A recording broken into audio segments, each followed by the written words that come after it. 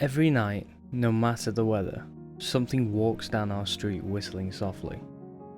You can only hear it if you're in the living room or the kitchen when they walk by, and it always starts at exactly 3:03 AM. The sound is faint at first, somewhere near the beginning of the lane near the Carson place.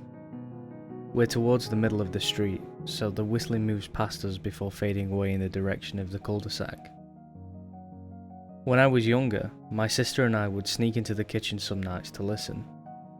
Mum and Dad didn't like that, and we'd catch hell if they found us out there. But they were never too hard on us since we always stuck to the one big rule. Don't try to look at whatever was whistling. My neighbourhood is a funny place. I've lived here since I was 6 and I love it. The houses are small but well kept, good sized yards, plenty of places to roam. There are a lot of other kids here my age. I turned 13 back in October. We grew up together and would always play foursquare in the cul-de-sac or roam around from back porch to back porch in the summer. This was a good place to grow up. I'm old enough to see it. And there's only the two strange things here, the night whistling and the good luck. The whistling never bothered me much. Like I said, I couldn't even hear it from my bedroom. But Mum and Dad don't like talking about it, so I've stopped asking questions. My dad is a strong guy, tall and calm. He has an accent since he moved to the US as a kid. His family, my grandparents, they're from the islands, and that's what they call it. My dad, the only time he isn't so calm is if the whistler comes up. He talks a little quicker then, eyes move faster, and he tells us not to think about it so much and to always remember the one rule, the big rule. Don't try to look outside when the whistler goes past. Not that we could look even if we wanted. See, there are shutters on the inside of every window, thick pieces of heavy canvas that pull down from the top and latch to the bottom of the window frame. Each latch even has a small lock, about the size of what you'd find on a diary. My dad locks those shutters every night before we all go to bed and keeps the key in his room. My mum, I don't know what she thinks about the whistling. I've seen her out in the living room before at 3:03 when the sound starts. I could see her if I cracked my door open just an inch to peek. She's not out there often, at least I haven't caught her much. But once or twice a month, I think she sits out there on our big red couch just listening. The whistler has the same tune every night. It's cheerful.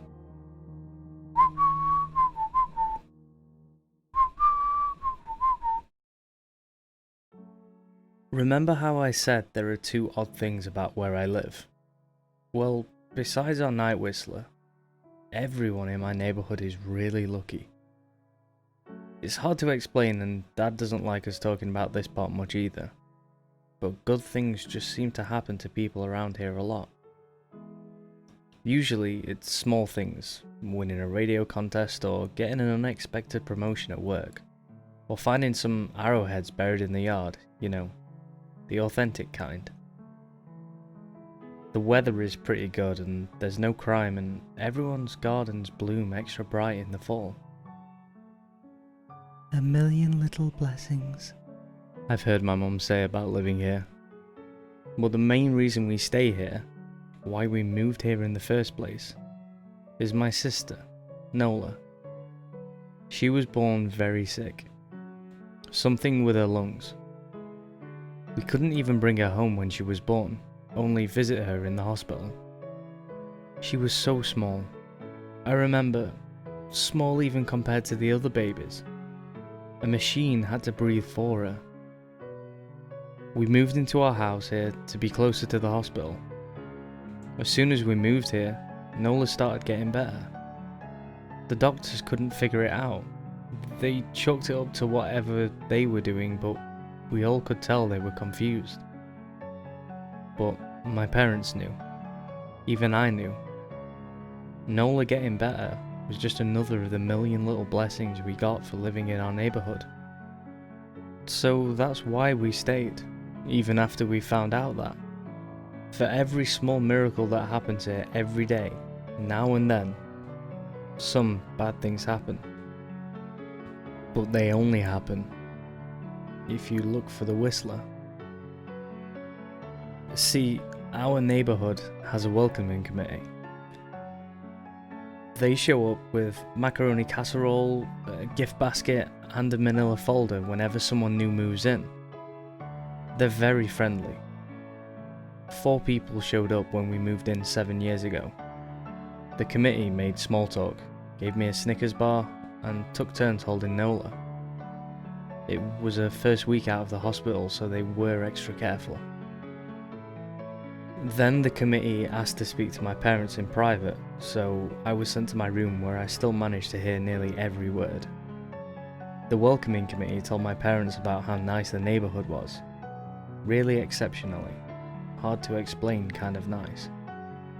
And then they told my parents about the even harder to explain whistling that happened every morning at 3:03 and ended at the tick of 3:05. The group, our new neighbours, warned my parents that the whistling was quiet, would never harm or hurt us as long as we didn't look for what was making the sound. This part they stressed, and I pushed my ear into the door straining to hear them. People who went looking for the whistler had their luck change, sometimes tragically. A black cloud would hang over anyone that looked. Anything that could go wrong would. The manila envelope the committee brought over contained newspaper clippings, stories about car crashes and ruined lives, public deaths and freak accidents. Not everyone dies, I heard the head of the committee tell my dad. But the life goes out of them. Even if they live, there's no light in them ever again. No presence. My mom, I could tell she wasn't taking it seriously. She kept asking if this was some prank they play on new neighbours. At one point, my mum got angry, accused the committee of trying to scare us out of our new home. Asked them if they were racist on account of my dad being from the islands. My dad calmed her down. Told her he could tell our new neighbours were sincere and they were just trying to help us. He explained that he grew up hearing these kinds of stories from his mum, and that he knew there were strange things that walked among us. Some of those strange things were good and some were bad, but most were just different. After the committee left, my dad went to the hardware store, bought the canvas blinds, the latches and the locks, and installed them on every window in the house after dinner. That first night in our new house, I crept out of my room at 3 AM, only to find my dad awake sitting in the living room couch, holding my baby sister. My dad held up his finger in a shh motion, but patted the couch next to him. I sat and we waited. At exactly 3:03, we heard the whistling.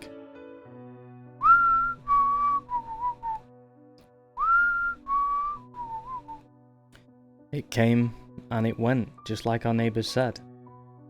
The whistling returns each night and we never look, and we enjoy our million little blessings every day. Nola breathes on her own, and she's grown into a strong, clever girl. My dad even joined the welcoming committee. We don't get new neighbours often. Why would anyone want to leave? But when a new family moves in, my dad and the committee bring them macaroni casserole, a gift basket, and the manila folder. I can always tell by the look on my dad's face when he comes back if the family took the committee seriously, or if we'd be getting new neighbours again very soon. Not long ago, a family moved in directly next to us. The previous owner, Miss Maddie, passed away at age 105. She'd lived a good, long life. Our new neighbours seemed like they'd fit in just fine. They believed the welcoming committee, took my dad's advice about locking the shutters since they had a young child of their own. Whatever newspaper clippings were in that manila envelope, whatever evidence, my dad never let us see. but I imagine it must have been awfully convincing since our neighbours got along with no issues for the first month. One night, when our new neighbours had to leave town, they sent their son, Holden, to stay with us. He was 12, a year under me in school. I didn't know him well before that night, but as soon as his parents dropped him off after dinner, I could tell it was going to be a bad time. Do you know who is always out there whistling every night? Holden asked, the moment the adults left the room. The three of us were sitting in a den, some Disney movie playing idly on the television. My sister and I exchanged a glance. "We don't talk about that," I said. I think it's that weirdo that lives in the big yellow house on the corner, Holden said. "Mr. Tolles?" my sister asked. "No way, he's really nice." Holden shrugged. Must be a psycho killer then. Nola tensed. "We don't talk about it," I repeated. "Let's go in my room and play Nintendo."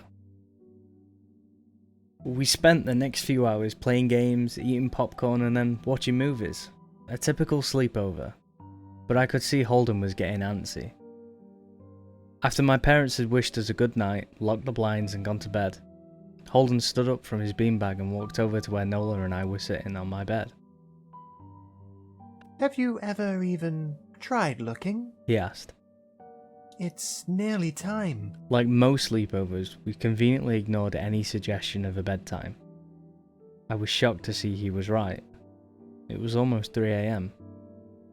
I sighed. "We don't..."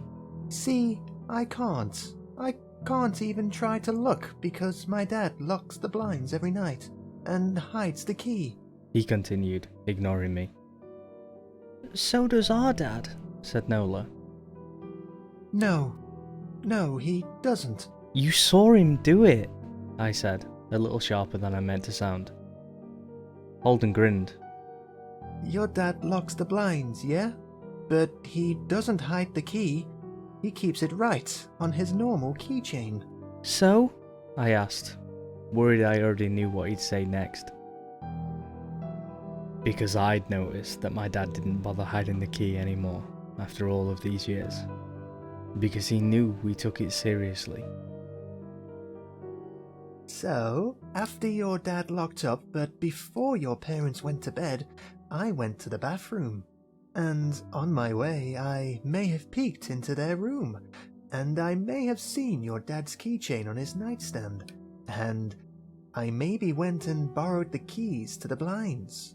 Nola and I stared and his grin only grew wider. "You're lying," I said. Holden shrugged. You can check if you want. Just open your parents' door and look. You'll see his keychain right there on the nightstand. "Stay here," I told them both. "Don't move a muscle." I hurried over to my parents' room, but hesitated at the door. If Holden wasn't lying, my dad would be angry, beyond angry. I was scared thinking about it, but more scared of an open window with a whistler right outside. I opened the door, barely an inch, and looked in, but it was too dark to see. Taking a deep breath, I walked into the room. 2 steps into the dark, I froze. The whistling started, and I could hear it clearly from my parents' room. I never realised, but they must have heard the sound every night since we moved into the house. They never told us. I don't think I could have slept through it. I stood there, listening to the whistling come closer, unsure whether I should turn on a light or call out for my dad. Soft sounds from the living room brought me back to reality. "Nola!" I yelled, running out of my parents' room. Holden and Nola were standing near the front door next to a window. Holden wasn't lying. I could see him fumbling with the lock on one of the blinds. I heard a click. He did have the key. Holden let out a quick laugh. Nola stood next to him, hunched up, afraid but maybe curious. The whistling was right outside our house now. I think I made a sound, called out, I can't remember. Time felt frozen, clock hands nailed to the face, but I found myself moving. I'm not fast, I've never been athletic. Somehow though, I covered the space between myself and Nola in a moment. My eyes were locked on her, but I heard Holden pull the blind all the way down so it could release. I heard the snap of it start to raise, and I heard the whistling just on the other side of the window. But I had my arms around Nola and turned us so she was facing away from the window. At the same time, I jammed my eyes shut. The blind whipped open. The whistling stopped.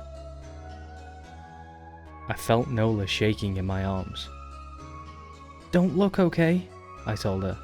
"Don't turn around." We were positioned so that she was facing back towards the hallway, and I was facing the window. My eyes were still closed.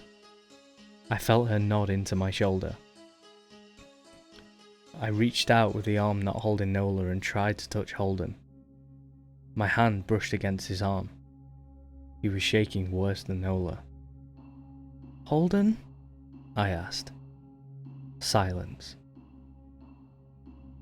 I reached past him and gingerly felt for the window. Eyes still sealed shut. The glass was cold against my fingertips, colder than it should have been for the time of year.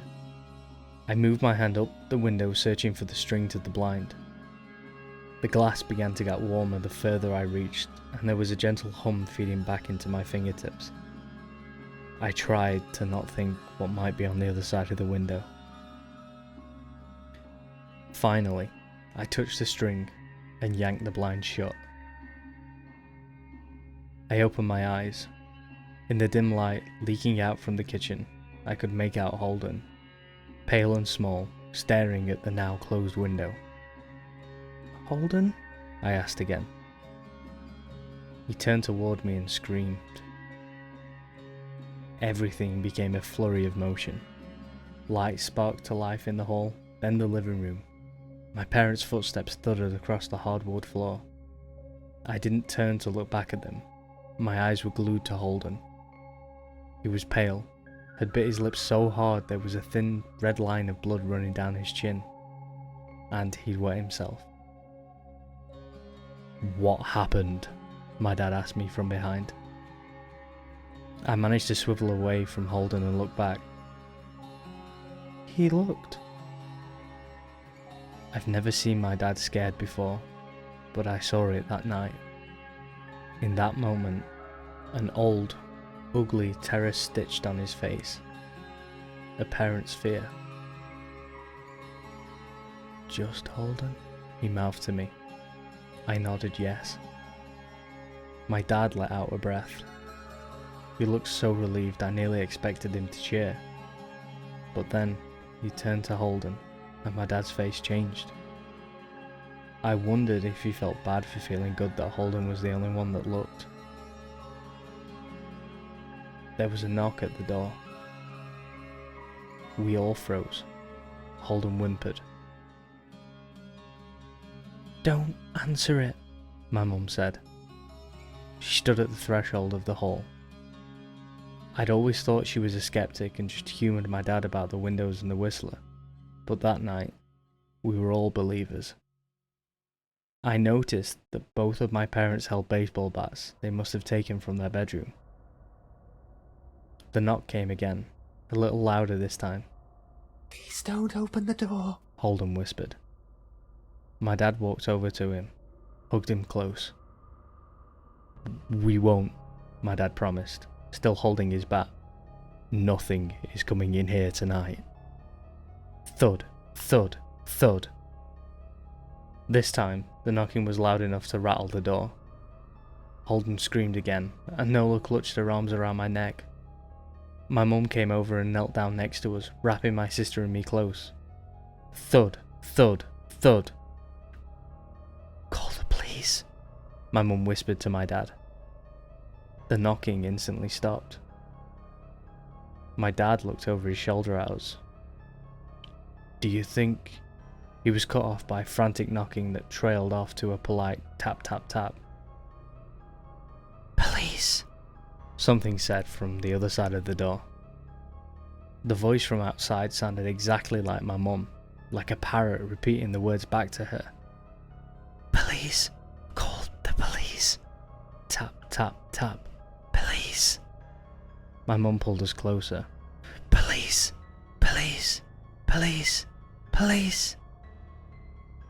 "Please stop," I heard her whisper to herself. "I don't think calling them will help," my dad said. "How will we know when they're the ones at the door?" The knocking came back harder than before. The door shook, then it stopped.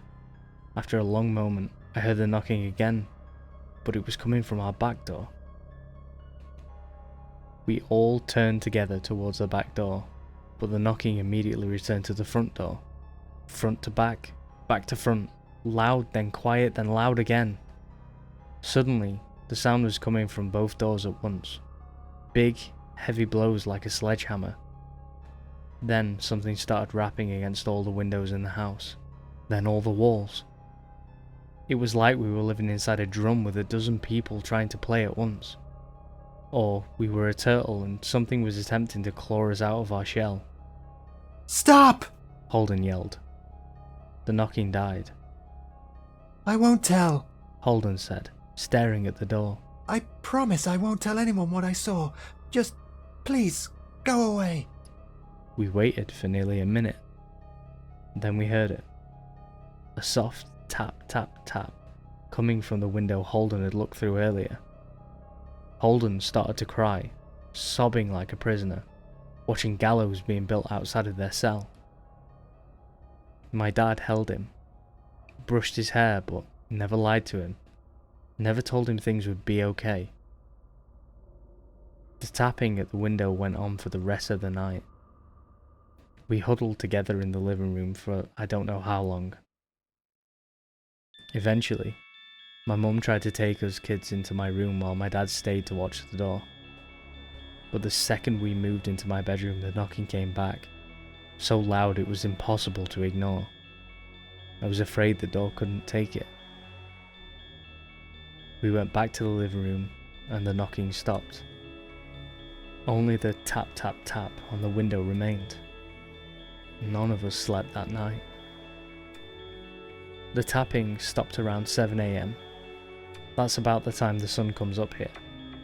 We waited another 2 hours before my dad opened the blinds from one window. He made us all go back to my parents' bedroom first. I heard him open the door, then come back in. "Okay," he told us. "It's done." Holden's parents came back around lunchtime. My mum and dad walked Holden over to his house and they all went inside for quite a while. Nola and I watched from the window. She stuck to me the whole day, right at my side, sometimes holding my hand. When my parents came back, they looked grim but wouldn't tell us what they said to Holden's family. It was a Sunday, so we all spent the day together, ordered pizza and watched movies. That night, everyone slept in my room. Nola and my mum in the bed with me, my dad in a chair he'd pulled over. There was no knocking that night or any night since. We didn't see much of Holden or his parents for the rest of that week, but by Thursday there was a moving truck in their driveway. Nola and I watched them packing up the whole afternoon after school. What sticks with you the most is how tired Holden and his parents looked. All three had the same pallid, grim mouths and lightless eyes. Even from across the street, I could tell something was very wrong. Holden and his family were gone before sunset. I remember what the original welcoming committee said to my parents when we moved in.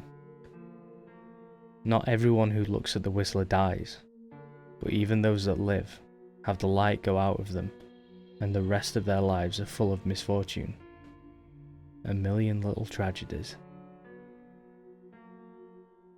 I think Holden's parents must have looked, either to comfort him if they didn't believe, or share the burden if they did.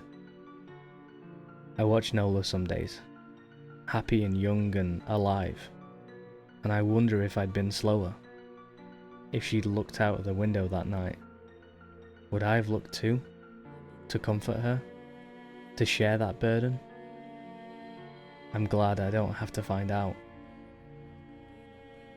It's been 2 months since the night Holden stayed here. We still live in that house, in that neighbourhood. We still hear our whistler walking past every night. The blessings, the luck, the good things here are too good to leave. But we're careful. We don't have friends over to spend the night anymore. And my dad hides his keys to the blinds very, very well. Not that I've gone looking. Some things you just don't need to look for.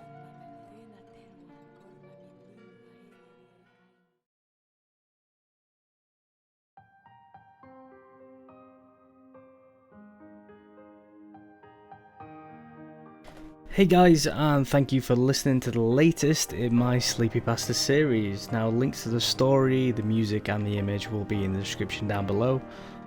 Also, just a quick shout out to Jordan who helped. I've left a link to his Twitch down below. Don't forget to show him some love. If you like this story, then don't forget to hit the like button, and if you really liked it, then don't forget to hit that subscribe button. I really appreciate it. Now, links to the social media and the Discord will also be in the description, so if you want to come over and chat with me and like-minded people like yourself, then join us. Let me know how you like it. Anyway, enough of me rambling. Thank you for listening once again, and take care.